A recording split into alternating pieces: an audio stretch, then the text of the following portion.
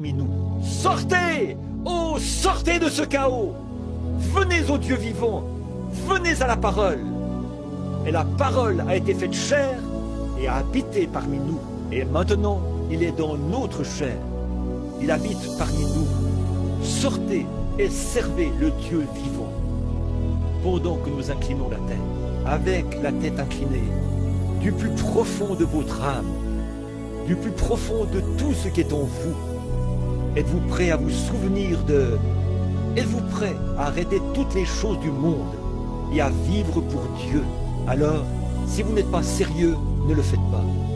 Mais si vous l'êtes, de tout votre cœur, que vous êtes maintenant convaincu, comme Jésus l'a dit à la fin de son ministère, croyez-vous maintenant?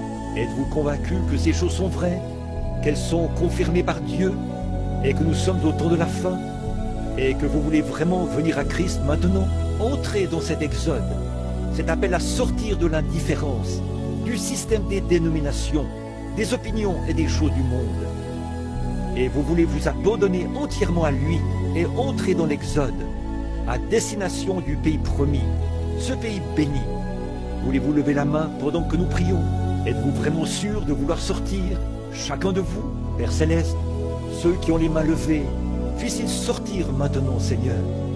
Que le Saint-Esprit, selon la promesse de la parole, que le Saint-Esprit descende dans leur cœur.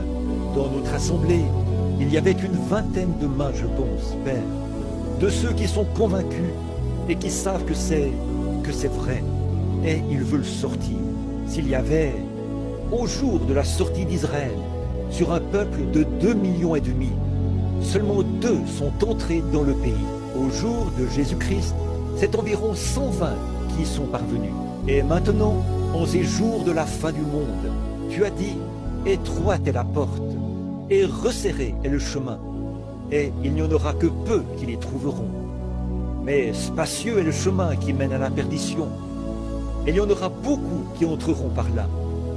Ces paroles ne peuvent pas faillir, elles sont de toi. Maintenant, je prie pour eux, Seigneur. Je te prie, en cette heure, de circoncire leur cœur par ton Saint-Esprit.